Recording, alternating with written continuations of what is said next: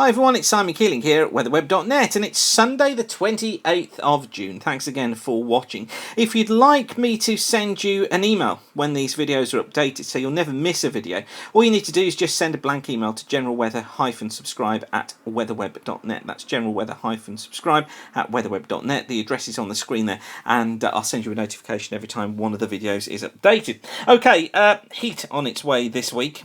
I notice hashtag UK heat is certainly trending on Twitter right now. Temperatures here for London look picking up as the week progresses, getting into the mid to low 30s here.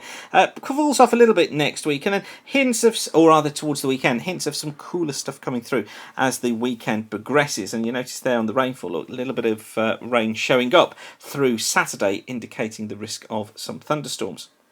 850 temperatures looking like this. 850 is about 5,000 feet high, and look at this real pickup. We got 8 degrees here last night, but just look at this, that's 21 degrees at 850 by the time we're getting to midnight Friday into Saturday. Yes, then it comes off, look, as fresher air comes in. This is from the ECMWF.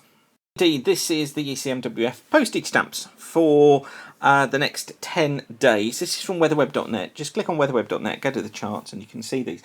And it's quite a nice little progression actually showing there through the next 10 days. Look, watch what happens. Here's today, so there's our southwesterly. Let's change that to blue so you can see it.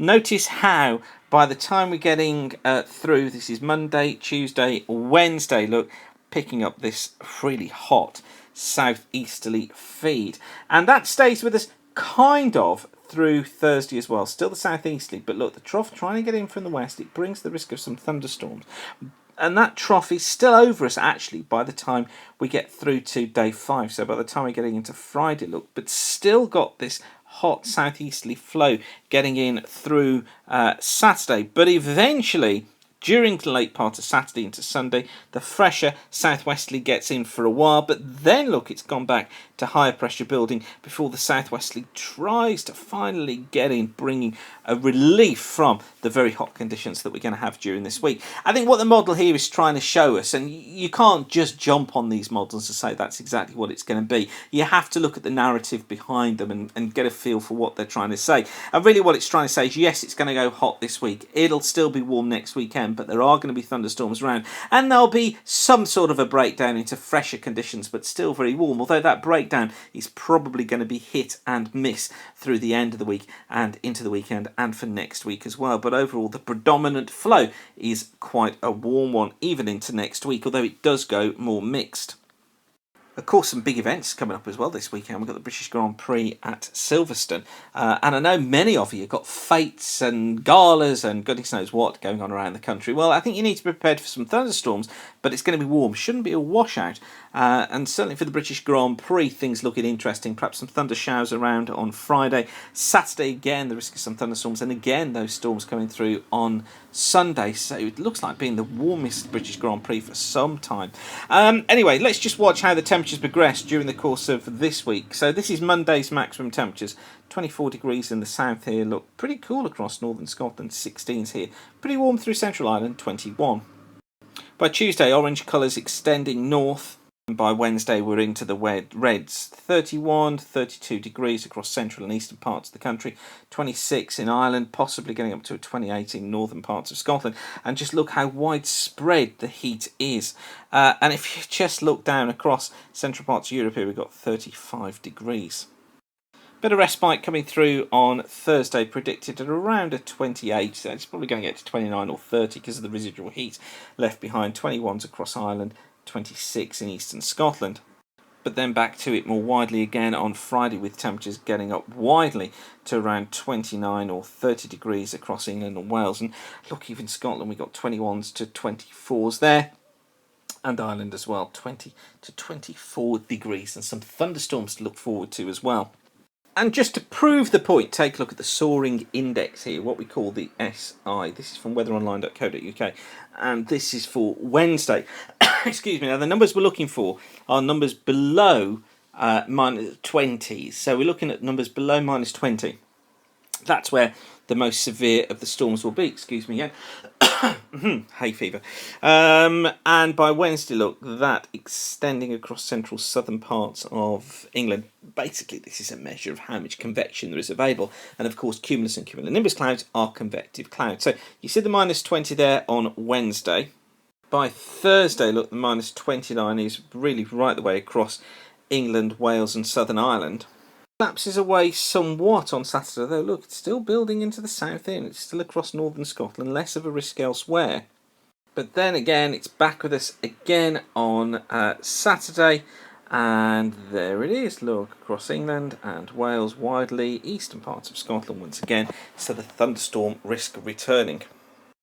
And by the way, for Saturday, maximum temperatures looking like this, back up to 32 degrees across East Anglia, cooler across Scotland and Ireland, still up to 25 degrees plus across most of the rest of England and Wales, so another hot one.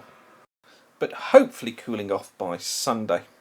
And just to emphasise the size of this ridge that's building in, really we're going to get much of the information we need about the coming forecast this week from the 500 millibar flow.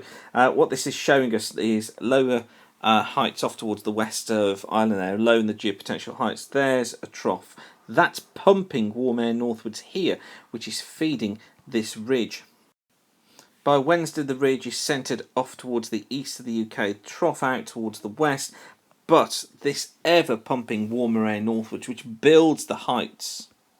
But the trough coming in from the west here, you see this is for Thursday, this trough coming in from the west here, starting to try and bring a little bit of cooler air at high levels with it, but it's being defeated by the warm air pumping northwards. It just destabilises things. It allows the thunderstorms to grow. And by Friday, still got this big ridge built across the central parts of Europe to the east of the UK. The trough staying out towards the west. Although eventually by Saturday, hints of cooler air coming in as the ridge gradually collapses away. We're starting to get air in from the Atlantic, but what that does again is it brings a further risk of storms developing. And then gradually this trough trying to get in here into Sunday, finally making it eastwards and bringing in a cooler, fresher west-southwesterly flow into Monday the 6th of July. This warm air is going to have an impact. The question is, how are the models dealing with the impact of the cooler air? I have to say at the moment that GFS and the ECMWF do look reasonable to me. The idea of the troughs breaking in and getting into a cooler southwesterly flow through the weekend. It's worth noting though, at sort of day 7, day 8 for the last few days, they've shown the idea of the fresher weather coming in, but then delay it by 24 hours with each run of the model. You know, as it goes on by 24 hours, it's always day 7 that we see the breakdown, so we've got to be aware of that. But it's something we need to be watching carefully just to see how things do pan out. It may be that we just get this very brief hit of hot weather at the beginning of July, and then we just fall into the more mixed pattern into the middle part of the month. More on that though through the week. I shall leave you with that for now, but whatever you're doing, thanks again for watching. Keep the sun shining. Bye for now.